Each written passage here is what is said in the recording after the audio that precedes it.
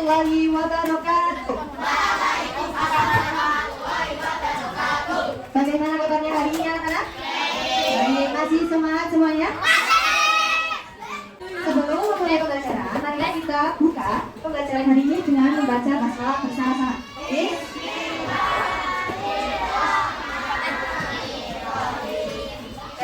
Sebelum pembelajaran mulai, kita menyanyikan lagu wajib nasional dulu ya. Dari Sabang sampai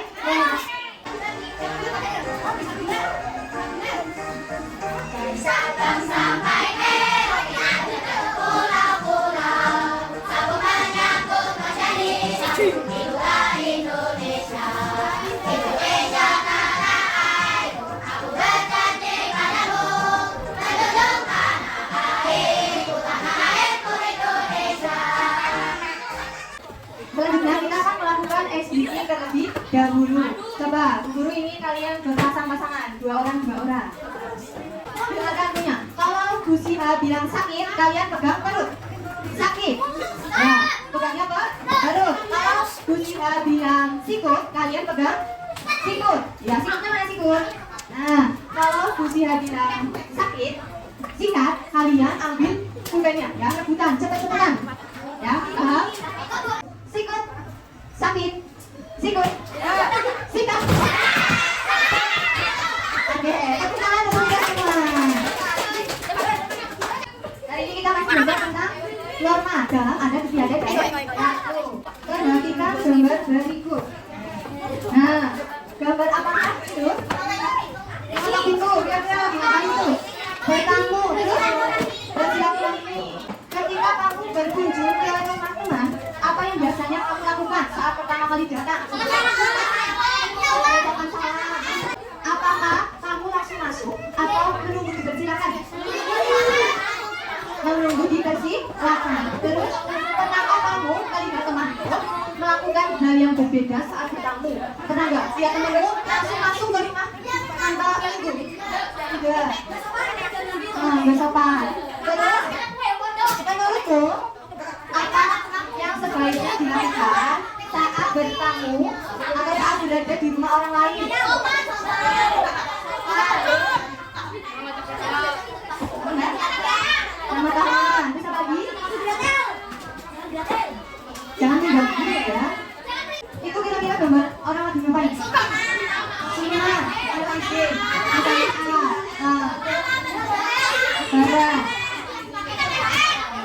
Menurut kalian, kenapa kita harus melakukan sunat pada saat lebaran? Kira-kira kenapa? Meminta maaf dengan orang yang lebih tua atas kesalahan yang kita berbuat. Betul. Terus, apakah semua orang melakukannya dengan cara yang sama? Kenapa enggak? Cara melakukannya? Enggak, beda. Ya, betul. Sungkeman itu dilaksanakan bisa pada saat hari lebaran.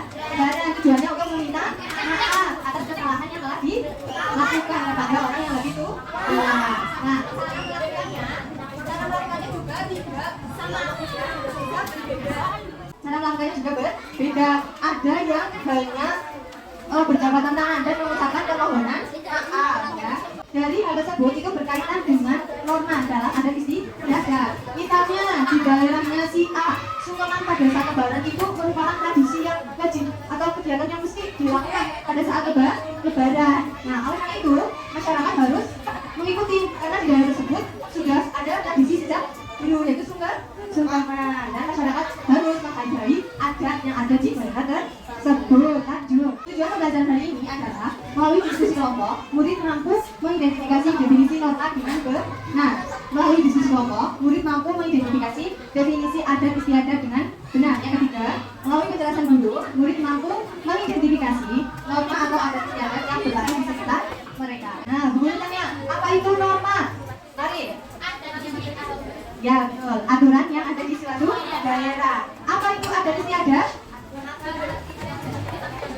Ya, betul. Peraturan yang tidak tertulis yang diakui sebagai hal yang baik untuk dilakukan. Indonesia dengan segala kekayaan budayanya yang di dalamnya juga memiliki norma dan adat istiadat yang berbeda. Tuh, norma tadi apa? Aturan yang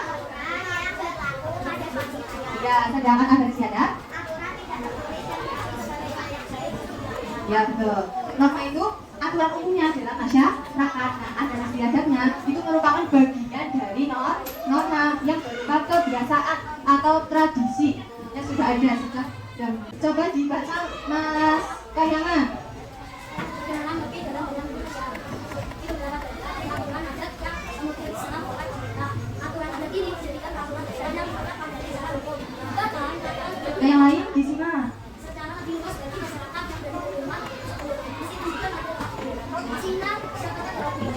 Nah ya, masih ingat ya siapakah gambar di bawah ini?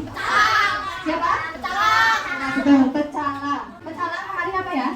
Iya betul, polisi adatnya Bali. Ya, petugas adat yang bertugas untuk menjaga keamanan dan ketertiban di wilayah Bali. Khususnya misal ada upacara adat, kegiatan-kegiatan lain, pecalang ini tujuannya untuk mengamankan agar kegiatan tersebut berjalan dengan tertib dan lancar. Siapakah mereka? Kira-kira siapa itu? Iya betul, suku Baduy. Nah, masyarakat suku Baduy ini terletak di Kabupaten Lebak, Banten ya. Ada aturan yang memisahkan antara Baduy dalam dan Baduy luar. Kalau di dalam itu yang pertama aturannya dilarang menggunakan alat elektronik seperti HP, terus TV, terus apa lagi? AC, kipas angin, kulkas, tidak ada. Ya. Terus yang kedua tidak ada listrik. Jadi di sana di suku Baduy dalam itu tidak ada listrik, hidup tanpa listrik. Ya. Kalian bisa apa enggak? Terus yang ketiga dilarang menggembala ternak di area aliran sungai. Yang keempat apa aturannya? Coba dibaca bareng-bareng. Dilarang masuk ke area hutan dan batu. Terus yang kelima ya dilarang menggunakan alat kaki. Jadi sudah perbedaannya dengan aturan Baduy luar. Yang pertama penggunaan HP dan teknologi ini mulai diterima. Sudah menggunakan teknologi. Terus yang kedua juga diperbolehkan menggunakan alas kaki. Terus yang ketiga ya boleh mengambil foto, video sebelum melewati batas jembatan ke Baduy dalam. Yang keempat penggunaan kendaraan diperbolehkan. Nah tujuan aturan-aturan tersebut itu untuk mempertahankan adat atau tradisi yang ada di suku Baduy dan melindungi areanya dari baruga, dan mereka sangat menjaga tradisi mereka, sangat menjaga adat istiadat mereka. Nah lanjut, itu gambar apa? Ya, itu ada orang lagi berburu paus ya. Masyarakat Mangalera di Pulau Lembata NTT berburu paus menggunakan kapal. Kapalnya yang disebut Paleda. Kapalnya disebut apa? Paleda. Ulangi, kapalnya namanya apa? Paleda. Dan hanya satu orang yang ditugaskan untuk menombak. Jadi yang lainnya itu untuk menjaga keseimbangan kapal, dan nanti tugasnya ikut membantu menarik pausnya. Karena menombak pausnya itu membutuhkan konsentrasi yang penuh dan keahlian yang tinggi. Tidak sembarangan orang yang ditugaskan untuk menombak paus tersebut. Ada aturannya juga dalam berburu paus. Yang pertama hanya berburu untuk kebutuhan makan seluruh warganya. Walaupun yang menombak itu satu orang, tapi hasilnya itu nanti dibagi rata ke warganya. Terus yang kedua, tidak memperjualbelikan bagian apapun dari pausnya. Jadi nggak boleh dijual pausnya karena tadi untuk kebutuhan makan. Terus yang ketiga, kita berburu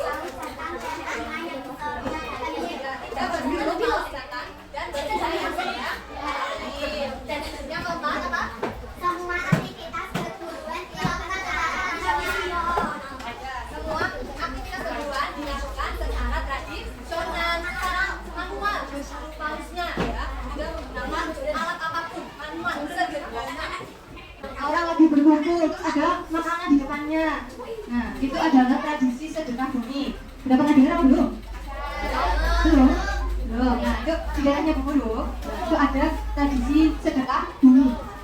Tradisi sedekah bumi itu dilaksanakan setiap bulan Suro atau Muharram. Setiap 1 tahun sekali, di mana warga desa itu berkumpul di suatu tempat yang telah ditentukan. Mereka membawa makanan masing-masing. Nah, ya nanti dimakan secara bareng-bareng atau bersama-sama. Sebelum makan bersama-sama itu biasanya diadakan doa bersama dipimpin oleh sesepuh. Tujuannya untuk apa sih diadakan sedekah bumi? Tujuannya itu sebagai rasa syukur atas berkah yang melimpah atau hasil bumi yang telah diberikan oleh Tuhan. Makanya diadakan sedekah bumi. Tujuannya juga untuk meminta perlindungan, meminta keselamatan. Itu juga ada gunungan ya, gunungan sayur. Nanti mereka pada rebutan. Kalau tadi sedekah bumi, ya ini sedekah ya, sedekah laut. Sedekah laut itu biasanya dilakukan oleh masyarakat yang di tepi pantai ya. Sama dilaksanakan pada bulan Suro atau Muharram. Kalau sedekah laut itu ada sesajinya. Tahu sesaji? Sesajen. Ya, sesajen. Nah, sesajennya tumpengnya itu hubungannya yang sayurannya itu dilakukan ke laut. Sama maknanya sebagai rasa syukur. Kalau tadi kan sedekah bumi, rasa syukur hasil bumi yang melimpah ya. Kalau sedekah laut itu hasil lautnya yang melimpah, makanya bedakan sedekah laut. Tujuannya sama, untuk meminta perlindungan dan keselamatan. Dan yang paling utama itu melestarikan budaya lokal. Ada tradisi among-among yang dilaksanakan setiap hari kelahiran misal bayi ya. Hari kelahiran bayi misalkan dalam Jawa itu fotonya apa tahu? Ya, hari kelahiran Jawa misal Senin Pahing. Tuh. Nah, setiap 35 hari sekali ya dilakukan among-among, nanti makan bersama-sama, didoakan untuk kesehatan si bayinya agar panjang umur, soleh, terus juga sehat. Nanti makanannya itu nanti dibagikan ya, jadi gak dimakan sendiri, tapi dibagi-bagikan setelah didoain. Sekarang waktunya ke kelompok. Guru sudah bagi kelompoknya. Sudah duduk semuanya? Ya, guru akan bagikan KKBD-nya lebih dahulu. Sudah belum semuanya? Terus, tulislah nama-nama anggota kelompok pada tempat yang telah disediakan. Dengarkanlah soal yang dibacakan oleh guru. Nah, aturan tidak tertulis dan diakui sebagai hal yang baik untuk dilakukan disebut. Jawabannya adalah adat istiadat. Ayo, tradisi apakah itu? Jawabannya adalah sedekah laut. Nomor 1, aturan yang berlaku di suatu wilayah disebut. Jawabannya adalah norma. Nomor 6, tradisi ini merupakan upacara kremasi jenazah oleh masyarakat Hindu di Bali. Apa nama tradisi tersebut? Jawabannya adalah ngaben. Nomor 3, pemimpin dan petugas adat Bali yang bekerja sama dengan pemerintah daerah dinamakan. Jawabannya adalah pecalang. Kapal yang digunakan oleh masyarakat Mamera untuk berburu paus disebut titik. Jawabannya adalah paledang. Teman-teman lain benar? Hitung coba benarnya ada berapa. Sekarang KKBD-nya ditumpuk terlebih dahulu. Sebelum melanjutkan pembelajaran, kita breaking dulu ya. Semuanya berdiri. Nah, ayo, semuanya bergerak.